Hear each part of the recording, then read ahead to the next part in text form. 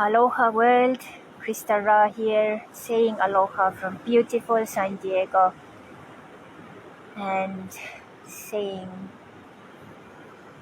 what a beautiful day. Partly blue skies, Pacific Ocean is here. You can see a couple of surfers out there enjoying the waves and the waves rolling in like a natural cycle in and out.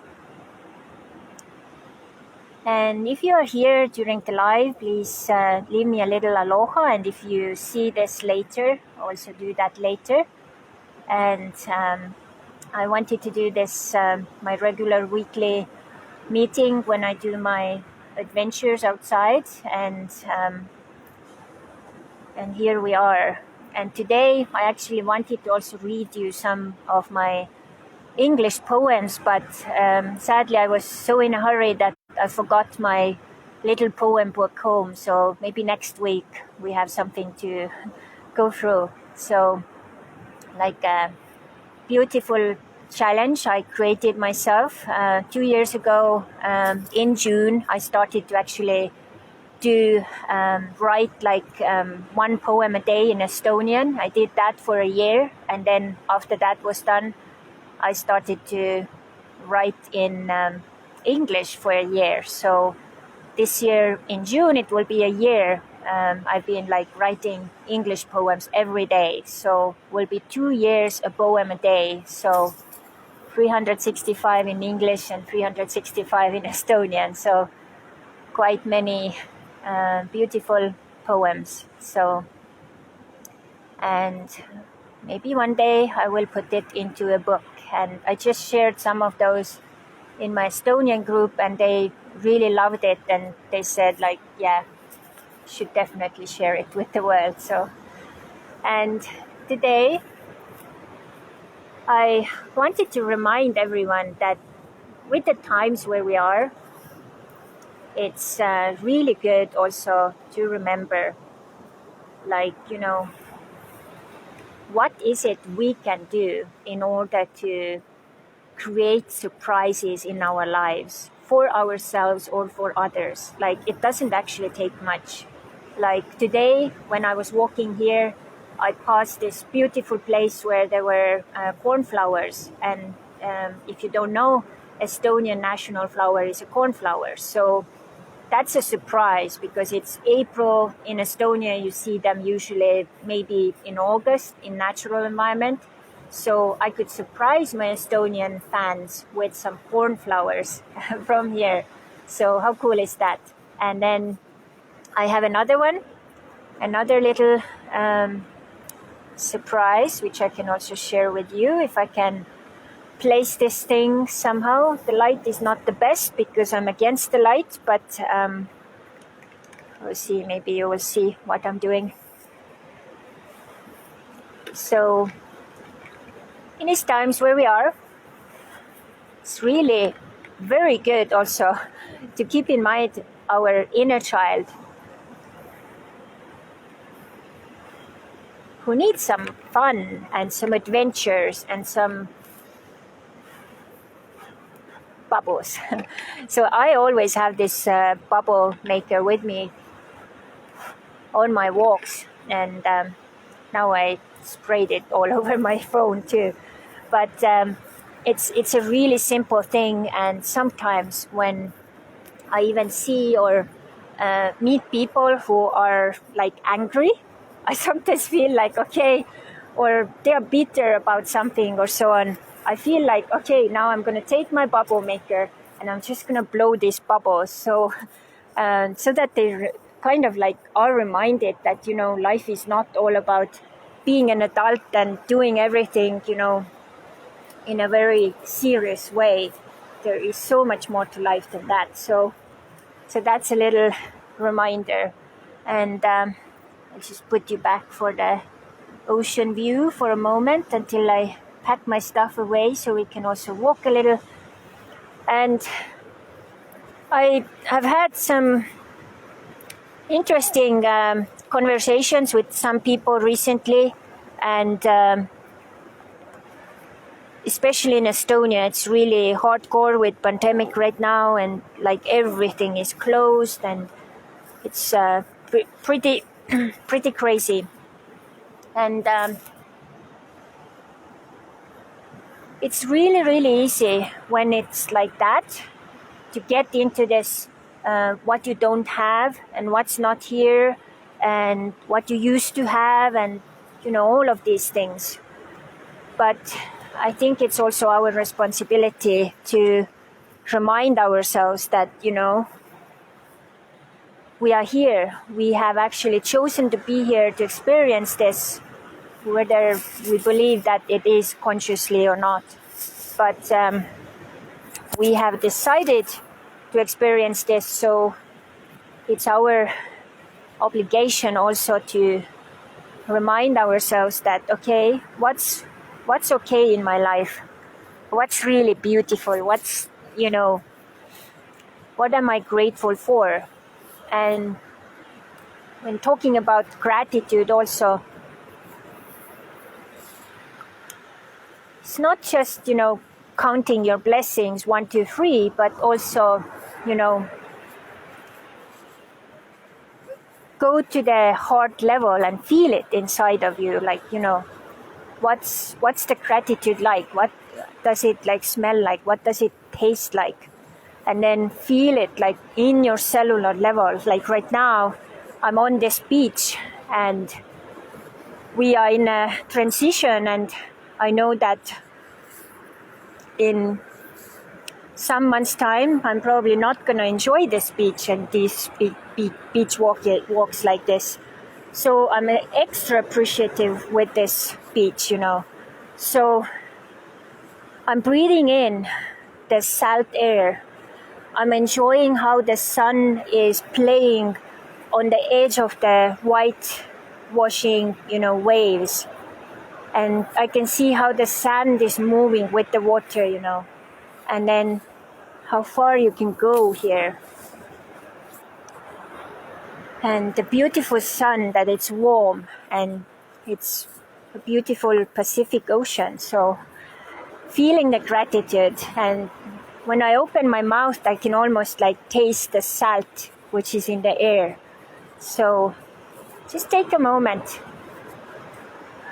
What are you grateful for, and how you can like make it even stronger on the body level? What would it taste like? What would it sound like? Think about that. So I want to show you also this one of my favorite spots here while you think about your gratitude. And also think of all these things you are able to do now because of extra time or because of whatever the changes are. And here also is really beautiful landscaping, lots of flowers. And here we have some ground cover. I really like this little fence here too. It's like kind of in the middle of nowhere. And then we have these houses here. So yeah, it's really cool. And so once we start to really count our blessings, and we do it on like more like a cellular level, then it will automatically start to attract more of everything into your life. And what's really interesting is that they have actually scientifically made some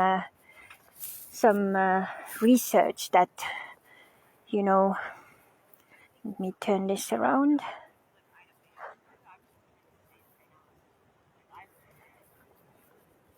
It's not wanting to turn.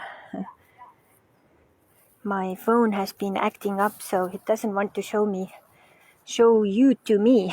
Or yeah, okay, so here it is. So when basically, okay, I'm trying to get see the logistics here. So when you are grateful, what happens is that you can't actually think of anything else, and your mind will be so focused on gratitude thoughts that no worry or no fear or anything can come into your, mind. So it's a really good reminder, one little thing you can do and enjoy. And want to show you also here. We are on the other side of the Tijuana River estuary. We were on that side there last week, and here you see a little more of the story of the beautiful animals and also birds here, and what this is like, And it says, just like a puzzle has a place for every piece, the variety of wildlife at the Tijuana estuary has a place. By protecting all of the habitats that make up the estuary, we protect everything within it. From the salt marsh bird's beak plant that is found in the high marsh zone, the pickleweed along the banks, to the crabs and snails in the mud flats. Each piece is protected with Tijuana Slough National Wildlife Refuge. Here they get what they need. And maybe this is also a really cool metaphor for our inner world as well. So think if everything is like a puzzle piece in your life, So if now one puzzle piece is taken away because of the worry or fear or whatever the reason is, how will it influence the rest of the puzzle? So I would suspect that quite a bit. So what can you do to keep all of your puzzle pieces kind of functioning as in this estuary, that it is protected? You taking the time, you putting in the energy and effort so that, it can turn into this beautiful masterpiece, and you can actually see it as a puzzle. What would it take? Like, is it some of the, habits you can change, or some of the choices you can make so that it would really support that? What is it for you? You have to think. And I'm just right now also preparing this beautiful event with the Estonians and the Estonian podcast for the 15th of May.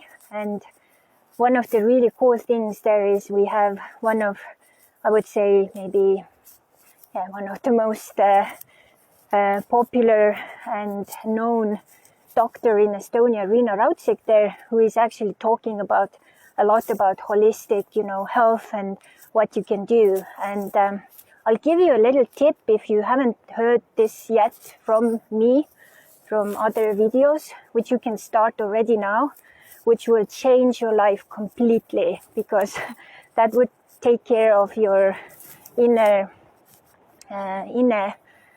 environment, the inner estuary, so to say. So what you do, you take at least 2 liters of water, and the best is if you have like a glass jar, and you put you put half a teaspoon of Himalayan salt in there, and you put half a teaspoon of baking soda in there, and then within a day you will drink that water. And if you do this for some months, what happens is that your whole body will move out of this constant lack of hydration. Because if we drink all of this other crap like sodas or alcohol or whatever, it's actually not nourishing for us. And this way you can actually start to give your cells, your organs, like your whole being, what you actually need. So it's a really nice little tip you can have. And I want to show you this rose here. It's one of my favorites. I always check how it is. Sometimes I also stop to sniff it, and so beautiful. And then we have beautiful people jogging. It's really cool. So yeah, so these are our mornings here in California. Sun is coming up. Beautiful palm trees. I always love palm trees. Aren't they beautiful? I don't know, everywhere I go, I fall in love with them, no matter what type. And they're so exotic to me. So yeah, I hope today was a little amazing little adventure with me here, and saying aloha from underneath these palm trees here. Thank you for your time, and see you again next week. And it's a very exciting day for me today, because today starts my journey with Wildfit coaching training, and I'm so excited. I already opened the portal, and it's like, all the information and stuff I have to go through. It's almost like Mount Kilimanjaro, but I like challenges, so you will hear more about it, and I work towards the goal to start my very first Wildfit challenge group in July. So I keep you posted. So thank you, and all the best. Mahalo, and see you soon next week.